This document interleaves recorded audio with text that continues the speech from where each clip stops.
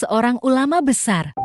Ia lahir pada tahun 150 jam di Gaza, Palestina. Sejak muda ia telah menulis kitab Ar-Risalah di kota Makkah. Mahakarya ini lebih dikenal Al-Risalah, Al-Qadimah, atau Al-Risalah Al-Atikah.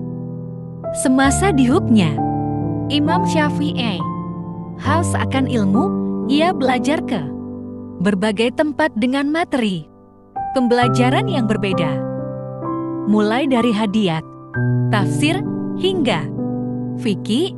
Salah satu guru Imam Syafi'i adalah Imam Malik bin Anas. Perjalanan keilmuan Imam Syafi'i cukup panjang. Ia tidak hanya menimba ilmu untuk diri sendiri, namun ia juga membagikan ilmunya kepada para muridnya yang banyak menjadi ulama besar.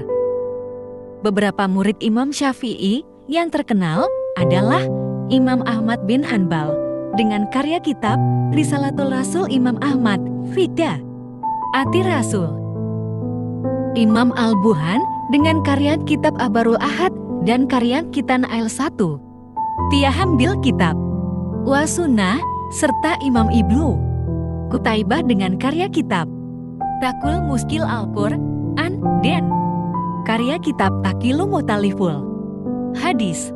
Sebagai orang ulama, Imam Syafi'i sering memberikan nasihat-nasihat baik. Nasihat tersebut kemudian dituliskan menjadi kata-kata bijak yang syarat makna. Berikut kata-kata Imam Syafi'i tentang ilmu. Jika kamu tidak tahan terhadap penatnya belajar, maka kamu akan menggung bahayanya kebodohan.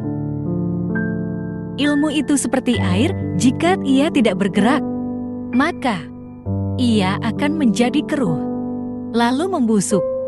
Aku mampu berhujah dengan 10 orang berilmu, tapi aku akan kalah pada satu orang yang jahil karena ia tidak tahu akan landasan ilmu. Andaikan aku ditakdirkan pandai menuapkan ilmu kepadamu, pasti kusuapi dengan ilmu. Betapa aku senang jika semua ilmu yang aku ketahui mengerti oleh semua orang, maka dengannya aku mendapat pahala meskipun mereka tidak memujiku. Ilmu itu bukan yang dihafal, tetapi yang memberi manfaat. Orang yang berilmu dan beradab tidak akan diam di kampung halaman. Tinggalkan negerimu, merantaulah ke negara orang. Orang yang mengkaji ilmu faraid dan sampai pada puncaknya, maka akan tampil sebagai sosok orang yang ahli berhitung. Adapun ilmu hadis, itu akan tampak nilai keberkahan dan kebaikannya pada saat tutup usia. Adapun ilmu fikih, itu merupakan ilmu yang berlaku untuk semua kalangan, baik muda maupun tua, karena fikih merupakan dasar dari segala ilmu. Orang yang pandai akan bertanya tentang apa yang ia ketahui. Dengan menanyakan itu, maka ia akan semakin mantap, dan dengan menanyakan apa yang belum ia ketahui, ia akan menjadi tahu.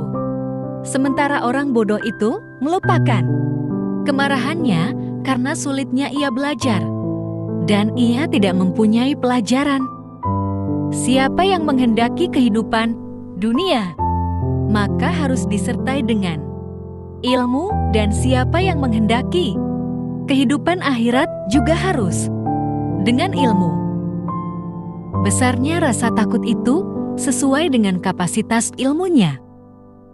Cukuplah ilmu menjadi sebuah keutamaan saat orang yang tidak memiliki mengaku-ngaku memilikinya dan merasa senang jika dipanggil dengan gelar ilmuwan. Cukuplah kebodohan menjadi aib saat orang yang bodoh merasa terbebas darinya dan marah jika digelari dengannya. Ilmu tidak dapat diraih kecuali dengan ketabahan dan kesabaran. Ilmu itu adalah sesuatu yang bernilai positif, bukan yang menempel di kepala. Tujuan dari sebuah ilmu itu adalah untuk mengamalkannya. Maka, ilmu yang hakiki adalah ilmu yang terefleksikan dalam kehidupannya, bukan ilmu yang bertengger di kepala.